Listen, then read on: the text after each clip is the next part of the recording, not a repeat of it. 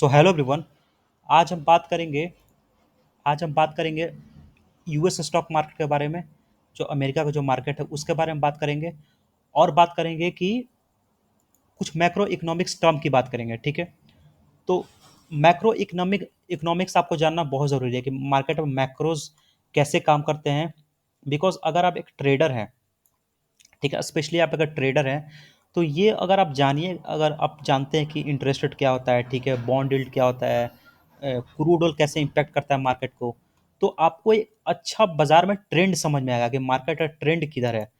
और अगर आप सिर्फ फंडामेंटल जानते हैं, सिर्फ टेक्निकल जानते हैं, और अगर आप नहीं समझते हैं कि अमेरिका का मार्केट कैसे काम करता है, अमेरिका का मार्केट में है क्या, कौन कौन से इंडाइसेस हैं अमेरिका के मार्केट में, और क्या इंटरेस्ट रेट कैसे बढ़ रहा है, ठीक है, क्रूड ऑयल कैसे बढ़ रहा है, क्रूड ऑयल कैसे इफेक्ट करता है मार्केट को, तो आपको समझ ही में नहीं आएगा कि मार्केट चल क्या रहा है, मार्केट में क्या चल रहा है, आपको समझ ही में नहीं आएगा।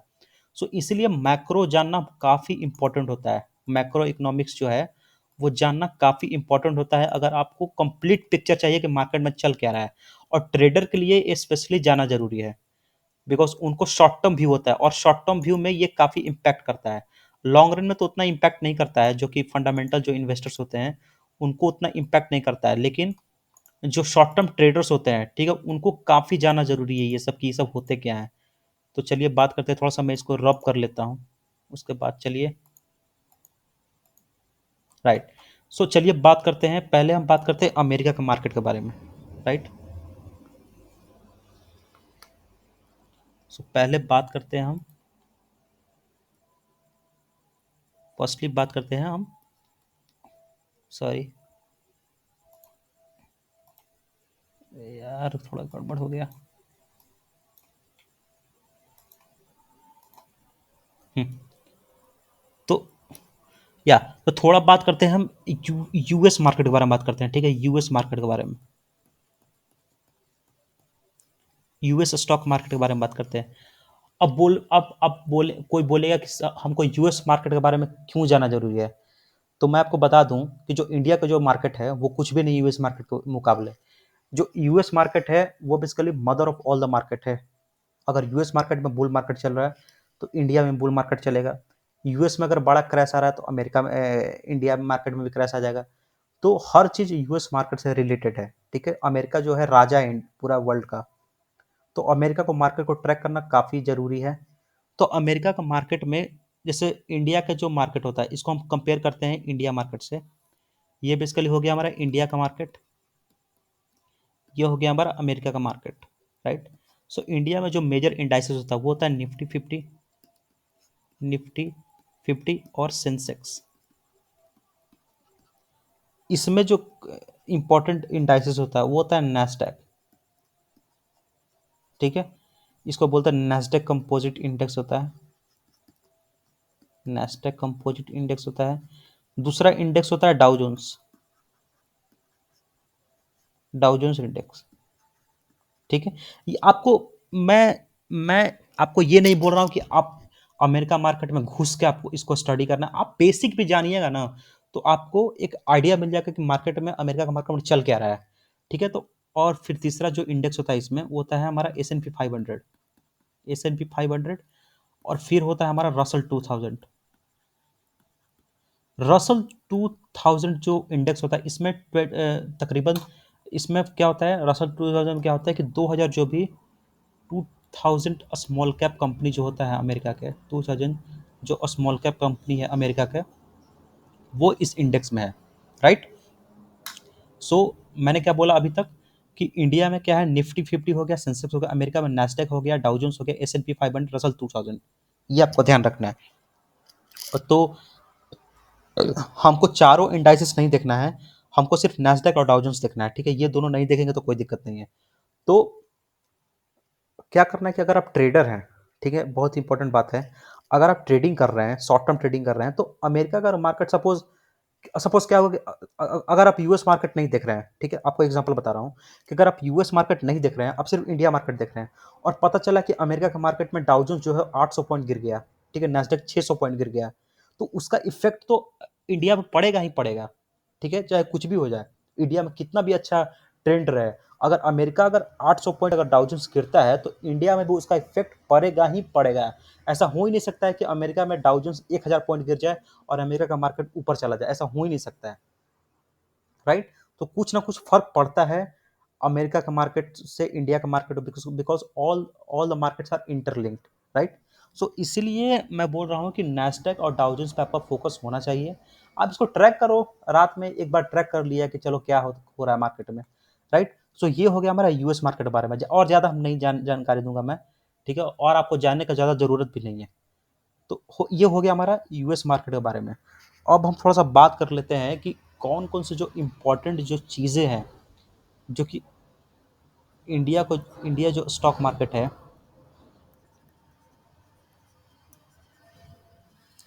जो स्टॉक मार्केट है उसको मुझे लगता है 3 चीज़ में आपको फोकस करना चाहिए। जो 3 चीज़ क्या होता है इसका इंडियन में स्टॉक मार्केट को हैम्पर करते हैं। पहला होता है हमारा ब्रेंट क्रूड ऑयल, ठीक है, क्रूड ऑयल। आपने सुना होगा तेल का दाम बढ़ गया, तो इसको मैं समझाऊंगा। दूसरा 10 ईयर बॉन्ड यील्ड। तीसरा DXY, डॉलर इंडेक्स, इसको हम बोलते हैं डॉलर इंडेक्स। सो आप अगर आप मैं आपको चैलेंज दे देता हूँ, अगर आप ये तीनों समझ लिए तो आपको मार्केट में ओवरऑल मैक्रो ट्रेंड क्या चल रहा है आपको पता चल जाएगा, राइट। सो चलिए बात करते हैं पहले ब्रेंट क्रूड के कैसे इफेक्ट करता है मार्केट को। तो ब्रेंट क्रूड की अगर बात करते हैं हम, ब्रेंट क्रूड अगर ऊपर जाता है तो ये बेसिकली हम जानते हैं निगेटिव होता है मार्केट के लिए, निगेटिव होता है स्टॉक मार्केट के लिए। क्यों होता है इसका रीजन समझते हैं। बिकॉज अगर ब्रेंट क्रूड ऊपर चल जाता है तो इसकी वजह से क्या होता है, इन्फ्लेशन बढ़ता है।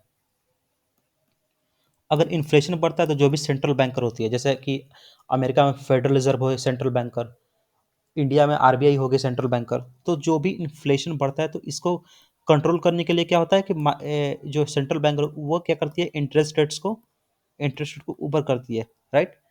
सो इंटरेस्ट रेट ऊपर जाता है तो ये क्या इफेक्ट करता है, ये बेसिकली जो लिक्विडिटी होता है मार्केट में, जो पैसा होता है उसको रिड्यूस कर देती है, ठीक है। सो लिक्विडिटी क्या होती है, रिड्यूस हो जाती है मार्केट में, राइट।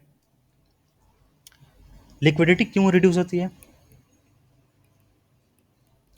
लिक्विडिटी क्यों रिड्यूस होती है, बिकॉज जो भी पैसा होता है जब इंटरेस्ट रेट हाई होता है तो पैसा डेब्ट में चला जाता है, ठीक है, बॉन्ड में चला जाता है, फिक्स डिपॉजिट में चला जाता है, राइट।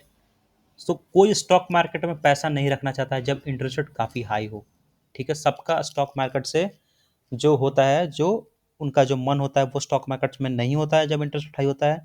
इंटरेस्ट रेट जब कम होता है तब रिस्क ऑन ट्रेड आता है, तब मार्केट में पैसा आता है, राइट। सो जब जब भी आप देखे होंगे कि जब भी इंटरेस्ट बढ़ता है तो मार्केट घटने लगता है।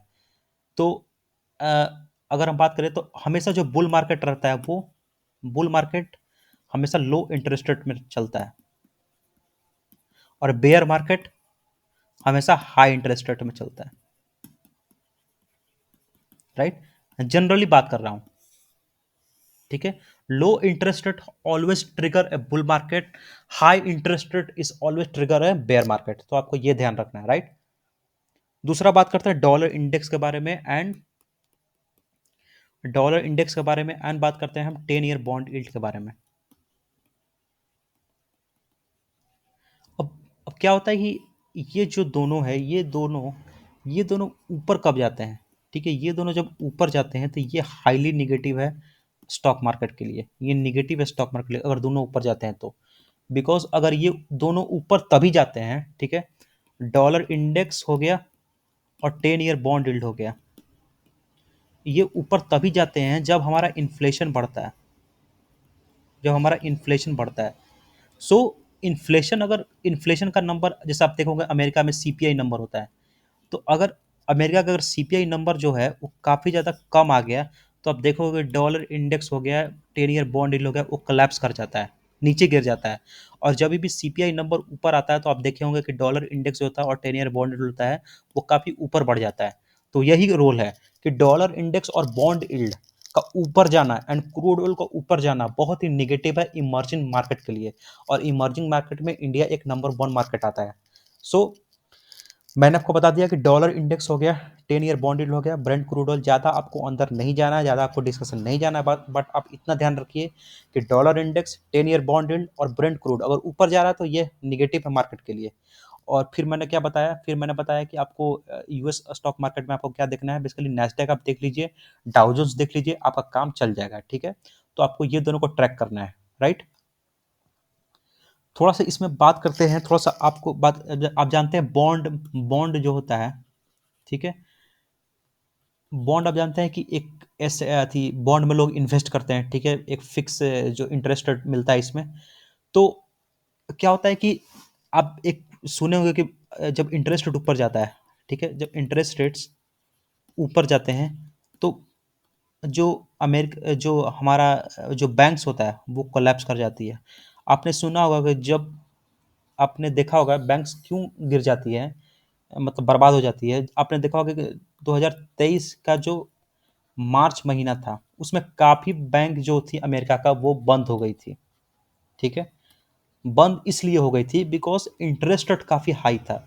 तो क्या होता है मैं आपको बताता हूँ, interest rate and bond market का रिलेशनशिप बताता हूँ कि जब इंटरेस्ट रेट्स ऊपर जाते हैं तो जो बॉन्ड बॉन्ड बॉन्ड का जो दाम होता है, ठीक है, वो घट जाता है। और जब इंटरेस्ट रेट्स नीचे आते हैं, राइट, जब इंटरेस्ट रेट नीचे आते हैं तो बॉन्ड का दाम बढ़ जाता है। तो क्या हुआ था कि जब इंटरेस्ट रेट ऊपर जाता है, राइट, जब इंटरेस्ट रेट ऊपर जाता है तो बॉन्ड का दाम क्या होता है, घट जाता है। तो अमेरिका में यही हुआ था बिकॉज मेजोरिटी ऑफ जो जितने भी बैंक्स है, बड़े बड़े जितने भी बैंक्स है, उनके पास काफ़ी बॉन्ड होता है। तो अगर इंटरेस्ट रेट बढ़ेगा तो बॉन्ड का दाम घट जाता है, तो इसीलिए बैंक्स कोलैप्स कर जाती है, राइट। तो इसीलिए लो इंटरेस्ट रेट काफ़ी इंपॉर्टेंट है बुल मार्केट के लिए और बॉन्ड मार्केट के लिए। इंटरेस्ट रेट जब कम होता है बॉन्ड ऊपर जाता है, इंटरेस्ट जब ऊपर जाता है तो बॉन्ड घटता है, राइट। सो यही डिस्कशन था। तो आपको अगर पसंद आ रहा है ये सब मैक्रो इकोनॉमिक्स, मेरा ये सब समझ में आ रहा है, तो आप चैनल को लाइक कर सकते हैं, सब्सक्राइब करते हैं, शेयर कर सकते हैं। और चलिए मैं थोड़ा सा आपको स्क्रीन पर दिखा देता हूँ कि ये लोग, ये सब कहाँ पे आपको मिलेगा। ठीक है, मैं आपको दिखा देता हूँ। आप देखिए ये जो ट्रेडिंग व्यू का टर्मिनल है, ठीक है, ये बेसिकली ट्रेडिंग व्यू का टर्मिनल है। तो ये बेसिकली हमारा हो गया नैस्डैक इंडेक्स। आप देखिए ये क्या है, देखिए ये बेसिकली हमारा नैस्डैक इंडेक्स है। काफ़ी ऑल टाइम हाई मारा है नैस्डैक इंडेक्स। और नैस्डैक इंडेक्स जो होता है अगर ऑल टाइम हाई मारा तो जो इंडिया का जो आईटी कंपनीज है, आईटी इंडेक्स होता है, उसका भी आप चार्ट देखिए, काफ़ी ऊपर जा रहा है। तो जो नैस्डैक है और जो इंडिया का जो आईटी सेक्टर है वो काफ़ी रिलेटेड है। अगर नैस्डैक ऊपर जा रहा है तो इंडिया का आईटी भी ऊपर जाएगा। तो देखिए नैस्डैक भी काफ़ी ऑल टाइम हाई मार रहा है, काफ़ी तेजी में है। डाउ जोन्स हो गया, ठीक है, डाउ जोन्स की अगर बात करें तो ये रेंज में फंसा हुआ है। S&P 500 की अगर बात करें तो ये भी ऑल टाइम हाई मार रहा है। उसके बाद रसल 2000 हो गया, ये रसल 2000 हो गया, ये स्मॉल कैप 200 इंडेक्स। उसके बाद ये हमारा हो गया ऑयल ब्रेंट क्रूड जो कि $86 पे ट्रेड कर रहा है। ये हो गया हमारा डॉलर इंडेक्स, हो गया DXY। तो ये आप वॉच लिस्ट में डाल के इसको ट्रैक कर सकते हो। ये हो गया डॉलर इंडेक्स, हो गया। उसके बाद ये हो गया हमारा 10 ईयर बॉन्ड यील्ड, हो गया। ठीक है, आप देखिए US government 10 year bond yield हो गया। तो इसको भी आप ट्रैक कर सकते हो, राइट। सो चलिए आज के लिए इतना ही, फिर बात करेंगे नेक्स्ट वीडियो में। ठीक है, अभी के लिए इतना ही। Thank you, bye.